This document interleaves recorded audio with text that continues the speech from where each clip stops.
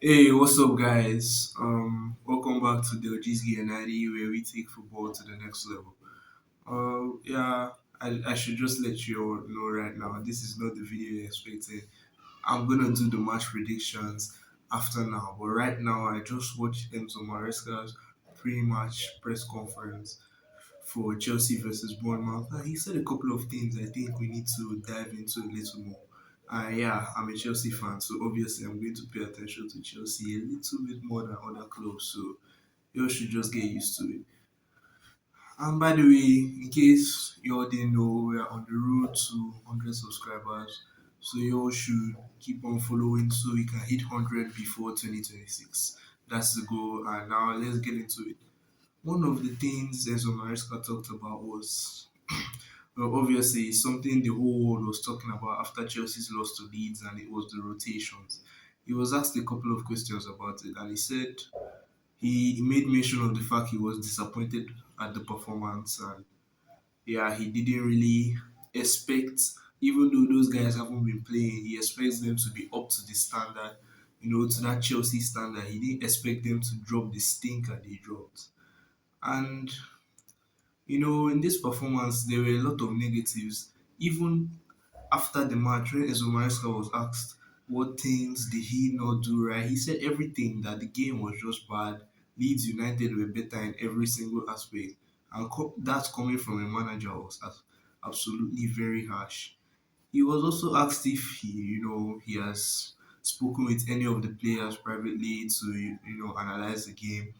He said no, he hasn't done that. He just watched the game again, and the players, they haven't yet met for their training session or whatever for the next game. And at first, you think he was trying to protect some of the players until they got into the factor about experience. They asked, "Do you think in this type of games Chelsea need more experienced players?"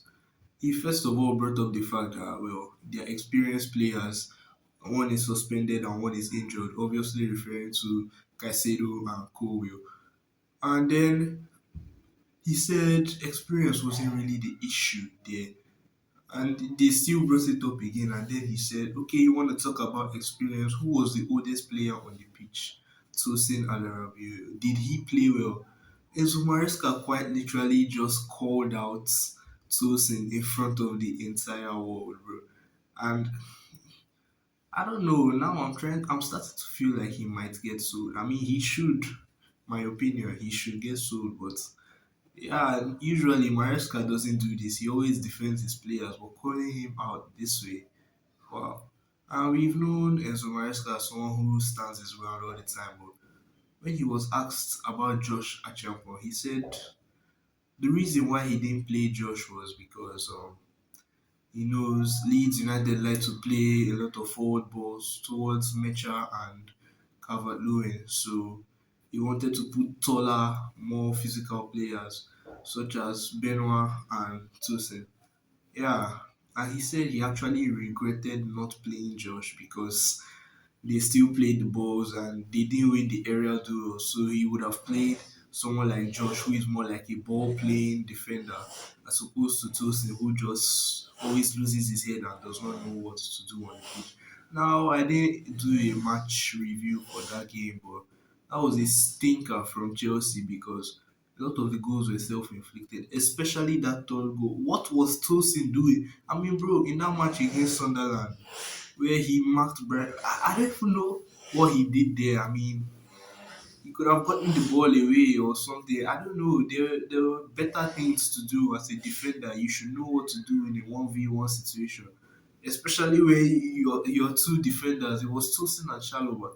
But now this one is even way worse because the ball is put to Tosin's feet, right? And then, bro, pass the ball. If you don't know what to do, clear the ball. You don't stand there and then your brain is loading like you have bad Wi-Fi or something. That's not done. And okay, I'm getting in over my head right now, but you all get what I'm saying.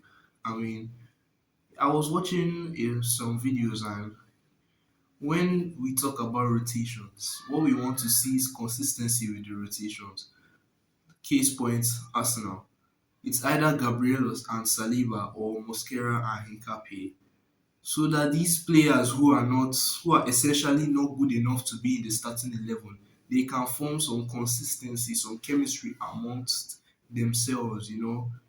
That way they know how to play together. And yeah, obviously there's going to be a little drop off because they are not the first 11 for a reason, but there won't be this massive gap. We can't keep. I didn't even do a match prediction video for this, right? But I said Chelsea always have these inconsistencies. Yeah, I was still expecting us to go and win the game, even when it was 1-0 down after like 6 minutes. But lo and behold, I was right. I mean, inconsistencies. This can't keep happening at this football club. And what's another thing that surprised me about Maresca's press conference? He said the reason why they have to do these rotations is that some of these players just can't play after 3 days. And he wasn't even just talking about West and Reese. No, he was talking about actually some of the players. Why then are we in Champions League? You can't expect a club of our level, Chelsea Football Club, is expected to compete in all the major competitions. We are talking FA, Carabao, Champions League, and the Premier League. We want to be in these competitions. And if we can't have players that can play 2 games a week, what are we talking about then? Pedro Neto is someone who always brings the energy alongside Cucurella. But then the rest of them, at this stage in their Chelsea careers, cannot play 2 games a week. Listen, I'm not calling out anyone. I'm not saying it's easy, but they should do better. And if then they can't do better, then what is this crazy money Chelsea have been spending all this time?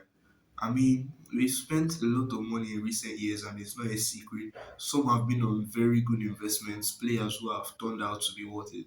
Others have just not quite made the cut. But we should at least have some good players who we can call in to coordinate the team when we want to do rotations this way. I guess the recruitment has to be slightly better when we are talking about this aspect. But those are just my few observations, and that's all for today. Oh, not for today. Match predictions are coming up next. You all should remember we're on the road to 100 subscribers. So you all should subscribe and hit the like button. Drop your comments down below.